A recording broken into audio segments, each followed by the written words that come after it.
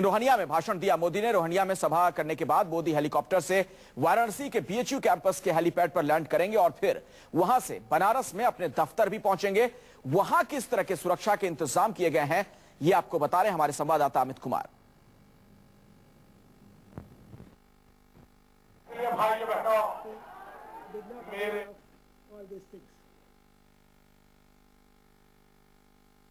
रोहनिया में सभा करने के बाद नरेंद्र मोदी बीएचयू के हेलीपैड पर आएंगे और वहां सर वो यहाँ पर बीजेपी का जो चुनावी कार्यालय है वहां पर आएंगे। आप देख सकते हैं कि सुरक्षा के कितने कड़े इंतजाम यहाँ पर किए गए हैं। रैपिड एक्शन फोर्स को लगाया गया है। इसके अलावा उत्तर प्रदेश की पुलिस की टीम भी यहाँ पर है और एक एक आदमी को यहाँ पर जो भी जाना है उसको ऐसे ही जाने की इजाजत नहीं है।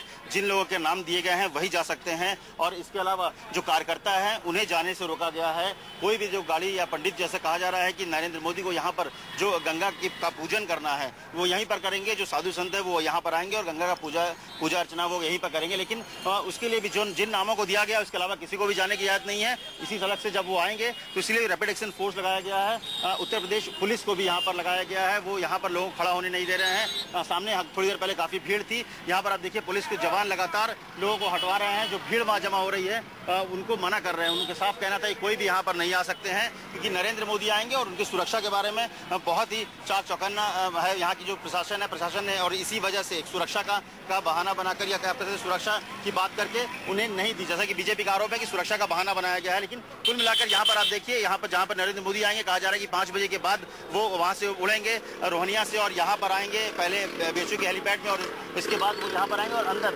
यहीं पर जाएंगे। देखिए सामने मेटल डिटेक्टर लगाया गया है के जरिए भी और बैरिकेडिंग की गई है। वहाँ जो गेट है उसके सामने पुलिस है और सब लोग एक एक जो शख्स अंदर जाने की कोशिश है सबके बारे में जिनके बारे में जानकारी है। उसके अलावा किसी भी कार्यकर्ता को या किसी भी शख्स को जाने की इजाजत दी जा रही है क्योंकि मामला नरेंद्र मोदी की सुरक्षा से जुड़ा हुआ है। इसलिए कोई भी किसी भी तरह की चूक ना हो इसके लिए प्रशासन ने पूरी चाक चौबंद व्यवस्था कर रखी है। कैमरामैन ऋषि के साथ अमित कुमार, वाराणसी, न्यूज़ 24। और चलिए सीधे आपको वाराणसी लिए चलते हैं। हमारे साथ हमारे संवाददाता अमित कुमार वहां से मौजूद हैं। अमित, रोहनिया के बाद अब क्या कार्यक्रम है नरेंद्र मोदी का? देखिए रोहनिया से वो निकलने की बात हो रही है। वहाँ सीधा वो बीएचयू के हेलीपैड पर आएंगे जहाँ से वो सिगरा स्थित जो बीजेपी का कार्यालय है, चुनावी कार्यालय, वहाँ आएंगे और यहाँ पर करीब 40 से 50 लोगों की जो कार्यकर्ता हैं उनकी और नेता हैं उनका लिस्ट तैयार है जो उनसे मुलाकात करेंगे, जिनसे वो बात करेंगे। इसके अलावा जो गंगा पूजन करना था जिसकी इजाज़त उन्हें नहीं दी गई है, कहा जाता है कि करीब यहीं पर वो सांकेतिक रूप से पूजा अर्चना करेंगे। जो पंडित है वो गंगा जल लेकर आएंगे और यहाँ पर पूजा अर्चना किया जाएगा और इसके बाद वो करीब 1.5 से 2 घंटे रुक सकते हैं यहाँ पर जैसे ही कहा जा रहा है। इसके बाद वो वापस चले जाएंगे बनारस, अहमदाबाद, गांधीनगर निकल जाएंगे। तो यहाँ पर पूरी तैयारी हो गई। कार्यकर्ता यहाँ पर है। बाहर हमने दिखाया किस तरह से सुरक्षा के इंतजाम है। जिन लोगों के नाम में लिस्ट है उन्हें ही अंदर जाने की इजाजत दी जा रही है। एक एक करके गुजरात पुलिस की जो एडवांस टीम है वो यहाँ पर मौजूद है। वो यहाँ पर जिस जगह पर सब लोगों से मिलना है, जो 40-50 लोगों की लिस्ट तैयार है उनको अलग से एक एक करके अंदर जाने की इजाजत दी जा रही है। इसके अलावा कुछ कार्यकर्ता पहले से जो यहाँ पर है उन्हें जो अंदर है उन्हें बाहर जाने की इजाजत नहीं दी जा रही है। इसके अलावा बाहर से किसी को अंदर जाने की सिर्फ मीडिया वाले जो हैं जो इनके पास आई कार्ड है उन्हें अंदर आने को कहा जा रहा है। तो कुल मिलाकर यहाँ पर सुरक्षा के खास इंतजाम किए गए हैं। हालांकि रोड शो कहा यह गया था बीजेपी तरफ से कि जब वो हेलीपैड पर आए वहां से सिगरा स्थित कार्यालय आने के बीच में उन्हें रोड शो की इजाजत दी जाए, जिसकी भी इजाजत नहीं दी गई है। कुल मिला के माना जा रहा है करीब 5:30 से 5:45 के बीच में नरेंद्र मोदी यहाँ पर कार्यालय में आ जाएंगे।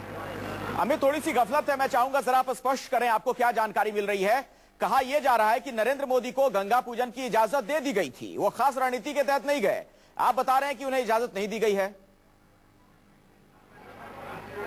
देखिए उन्हें जो कहा जाएगा कि रात को 11 बजे के बाद एक खबर ये आ रही थी कि रात को 11 बजे के बाद गंगा पूजन की बात की गई कि आप 11 बजे के बाद पूजन कर सकते हैं, जिसके लिए लोग तैयार नहीं हुए। इनका कहना था कि इतने देर रात को पूजा नहीं की जा सकती है। जो सूत्रों की माने जो बीजेपी से कहा गया है, कुछ लोगों ने बताया कि बहुत देर रात को उन्हें गंगा पूजन की इजाजत दी जा रही थी, जिसके लिए वो नहीं मान रहे थे। इससे में आज सुबह जब अमित शाह से मेरी बात हुई, अमित शाह से उन्होंने साफ तौर पर कहा कि जब वो कार्यालय आएंगे तो वहीं पर एक सांकेतिक रूप से गंगा जल के साथ उनकी गंगा पूजन कराया जाएगा। तो ये एक खबर आ रही है। थोड़ी देर बाद यहाँ पर कुछ नेता आएंगे जो जिनसे और स्थिति साफ हो पाएगी। लेकिन फिलहाल तो यही जानकारी मिली है कि गंगा पूजन यहीं पर किसी कार्यालय में कराया जाएगा, सांकेतिक रूप में ही सही। लेकिन जो नरेंद्र मोदी बार बार कहते थे कि उन्हें किसी ने बुलाया नहीं, वो अपने मन से आए नहीं, बल्कि माँ गंगा ने बुलाया है, तो वही गंगा की पूजा करना चाह रहे थे। प्रशासन की तरफ से कहा जा रहा है कि उन्हें देर रात की इजाजत दी गई थी, लेकिन पार्टी कह रही है कि वो जो पूजा अर्चना है यहीं पे होगी क्योंकि उन्हें इजाजत मिली नहीं है। स्थिति थोड़ी देर में साफ होगी जब यहाँ कोई बड़े नेता आएंगे जो स्थिति को पूरी साफ करेंगे। और अमित, एक खास बात और भी आज देखने को मिली है, जो मोदी की राजनीति की खास शैली भी है, रणनीति के तहत हर काम करते हैं। पहले भी उन पर जब जब हमले हुए हैं उसे भुना ले जाते हैं अपने पक्ष में। बेनियाबाग इलाके में उन्हें रैली की इजाजत नहीं दी गई और उसका ऐसा लगता है भारतीय जनता पार्टी ने भरपूर आज इस्तेमाल कर लिया। धरना प्रदर्शन दिल्ली से लेकर बनारस तक पूरा तमाशा आप कह सकते हैं कि पूरा जो कम से कम 4 से 5 घंटे करीब 10-11 बजे के बाद से जो शुरू हुआ, लगभग 1.5 से 2 घंटे तक अमित शाह खुद बैठे रहे वहां पर मदन मोहन मालवीय की मूर्ति के बाहर। दिल्ली में धरना प्रदर्शन हुआ, बाकायदा मार्च निकाला गया दिल्ली बीजेपी की तरफ से। तो मुझे लगता है कि जितना बेनियाबाग की एक रैली में जितना फुटेज मिलता, उससे ज्यादा फुटेज, कम से कम उससे ज्यादा माहौल इस धरना प्रदर्शन के जरिए बीजेपी बनाने में कामयाब रही है। बड़ी संख्या में छात्र से लेकर लोग वहां पर मौजूद थे, जो बीजेपी समर्थक थे। लगातार वहां पर आना जाना हो रहा था, भीड़ थी जबरदस्त। तो इस तरह से जो एक माहौल होता है, चुनाव से पहले जिस माहौल की तलाश थी, शायद वो माहौल बनाने में पूरी तरह से कामयाब हो गए। जो उनको इजाजत नहीं मिली, उसका भी भरपूर जो आप कह सकते हैं कि फायदा उठाने में बीजेपी कहीं ना कहीं सफल होती दिख रही है।